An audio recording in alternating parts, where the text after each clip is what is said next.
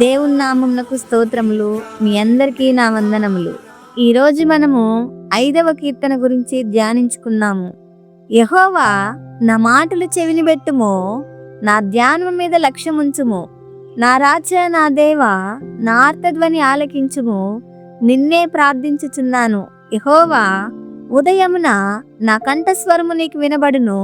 ఉదయమున నా ప్రార్థన నీ సన్నిధిని సిద్ధము చేసి కాచియుందును. నువ్వు దుష్టత్వమును చూచి ఆనందించు దేవుడవు కావు. చెడుతనమునకు నీ యొద్ద చోటు లేదు. డాంబికులు నీ సన్నిధిని నిలువలేరు. పాపము చేయి వారందరూ నీకు అసహ్యులు. అబద్ధమాడు వారిని నీవు నశింపచేయుదువు. కపటము చూచి నరహత్య జరిగించువారు యెహోవాకు అసహ్యులు. నేనైతే నీ కృపాతిశయమును బట్టి నీ మందిరములో ప్రవేశించెదను. నీ ఎడల భయభక్తులు కలిగి నీ పరిశుద్ధాలయము దిక్కు చూచి నమస్కరించెదను.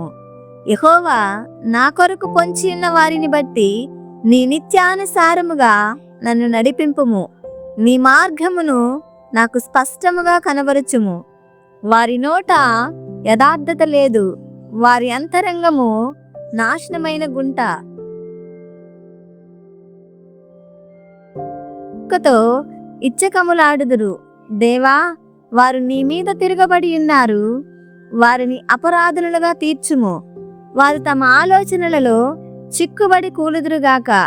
వారు చేసిన అనేక దోషములను బట్టి వారిని వెలివేయుము.